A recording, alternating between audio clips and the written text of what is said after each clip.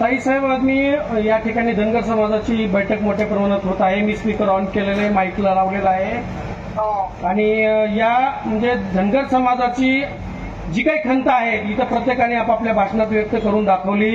या जिल्ह्यामध्ये मोठ्या प्रमाणात हा धनगर बांधव आहे. या जिल्ह्यामध्ये धनगर समाजाचा म्हणजे खासदार यापूर्वी रखमाजी गावडे होऊन गेलेले होते.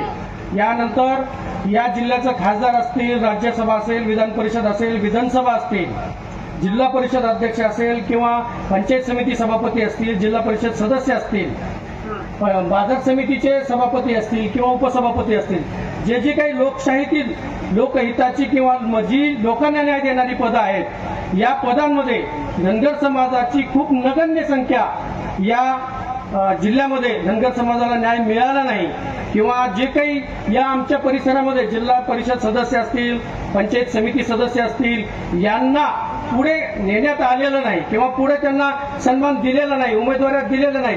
समाजाला 25-15 असेल, खासदार आमदार फंड असेल किंवा कुठलंही जे असेल, या धनगर समाजावरती अन्याय झालेला आहे. सगळ्या ज्या जिल्ह्यामधल्या ज्या नगर परिषद आहेत त्याच्यात किमान 2 तरी सभापती असावे, अध्यक्ष असावेत, आमच्या प्रत्येक ठिकाणी सभापती असावेत. याच्यासाठी आपल्या येणाऱ्या काळामध्ये किंवा धनगर समाजासाठी काय भूमिका आहे ही स्पीकर ऑन केलंय, आपण हे करावी. हो, नमस्कार सर्वांना, माझा नमस्कार, जय मल्हार. मी तुमच्या वेदना समजू शकते.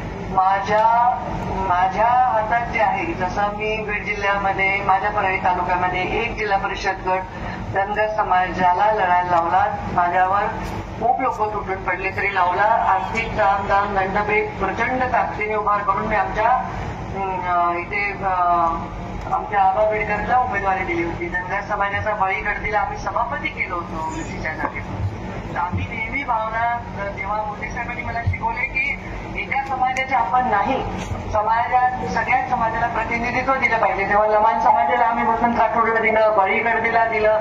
पण मला असं वाटते की गेल्या काही काळामध्ये दुर्लक्ष झालंय आणि हे दुर्लक्ष अक्षम्य आहे. पण मी स्वतः बाळांनो सत्तेत नसल्यामुळे मला फार हात बांधलेले असल्यामुळे मला काही करता आलं नाही. पण मी वचन देते, येणाऱ्या काळामध्ये जिल्हा परिषद, पंचायत समिती, मार्केट कमिटी, कोणत्याही महत्वाच्या जागी मी धनगर समाजाच्या लोकसंख्येच्या प्रमाणात त्यांच्यासाठी जागा आणि त्यांच्यासाठी सन्मान राखून ठेवणे माझा शब्द आहे. माझ्या हातात 5 वर्ष असताना मी जे करता येईल ते केलं, परंतु 5 वर्ष मीच अज्ञातवासात होते आणि मीच स्वतः कष्टात होते किंवा थोडीशी बाजूला पडल्यासारखे होते. त्याच काळात तुम्हाला जर काही त्रास झाला असेल तर मी तुमची क्षमा मागते. पण माझ्या लेख समजून आणि आत्ताच्या आलेल्या संकट काळात आपण सर्वजण एकजुटीने जर लढला तर मग मला कमी कष्ट पडतील. माझ्या पाठीमागे तुम्ही आशीर्वादाचं बळ उभं करा. मी तुम्हाला अंतर कधी देणार नाही, हा माझा तुम्हाला शब्द आहे. बाळासाहेब जोसले पण माझ्यावर काम केलंय 5 वर्ष. जेव्हा मी मंत्रिपदात होते तेव्हा त्यांनी किंवा या सगळ्या लोकांनी, तुमची टीम आहे, त्या कोणी मला काही कधी त्रास दिला नाही. आपले वाघमोडे दादा आहेत, सगळ्यांनी कामं केलेली आहेत.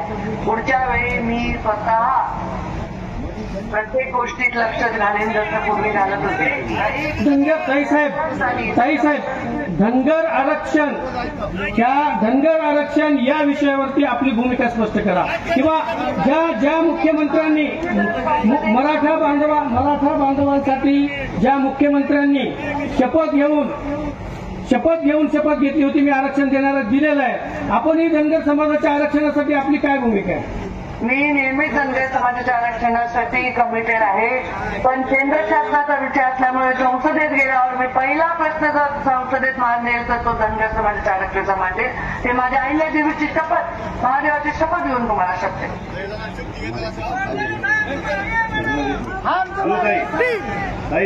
नमस्कार ताईसाहेब. विषय असा आहे, धारूरमध्ये धनगर समाजाचे 2 प्रभाग आहेत आणि भारतीय जनता पार्टीवर ट्रेन करणारा धनगर समाज आहे. तरी सुद्धा तुम्ही धनगर समाजाला अध्यक्षपदी उमेदवारी देत नाही. नगराध्यक्षपदी उमेदवारी दिली नाही मला 2 वेळेस. ओबीसी समाजाला असून सुद्धा धनगर समाजाला एकदा सुद्धा तुम्ही उमेदवारी दिली नाही. आणि दुसरा विषय, आणि स्वीकृत सदस्यामध्ये सुद्धा तुम्ही कुठं प्राधान्य दिलेलं नाही.